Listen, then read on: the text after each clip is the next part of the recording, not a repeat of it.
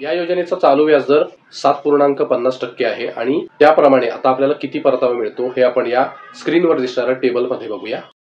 जर तुम्ही या योजनेत 1 लाख रुपये गुंतवले तर 5 वर्षांनी 1,44,000 पेक्षा जास्त परतावा तुम्हाला मिळेल आणि 10 वर्ष गुंतवणूक केली तर 2,10,000 पेक्षा जास्त परतावा मिळेल।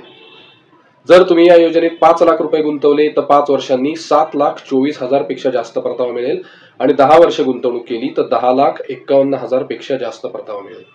आणि तुम्ही या योजनेत 10 लाख रुपये गुंतवले तर 5 वर्षांनी 14,49,000 पेक्षा जास्त आणि 10 वर्ष गुंतवणूक केली तर 21 लाखांपेक्षा जास्त परतावा मिळेल। थोडक्यात तुम्ही या योजनेत केलेली गुंतवणूक दाम दुप्पट तर होतेच, पण त्यावर स्टेट बँकेची सुरक्षितता सुद्धा मिळते आणि स्टेट बँक ही भारतातील सगळ्यात मोठी सरकारी बँक आहे। या योजनेचं अजून एक वैशिष्ट्य म्हणजे या योजनेत आपल्याला 3 प्रकारे व्याज मिळतं। पहिलं म्हणजे तुम्हाला दरमहा व्याज हवा असेल तर मिळू शकतं। दुसरा पर्याय म्हणजे तुम्हाला दर तिमाहीला म्हणजे दर 3 महिन्याने व्याज हवा असेल तर ते सुद्धा मिळू शकतं आणि मुदतीच्या शेवटी मुद्दल आणि व्याज असं एकत्र मिळतं।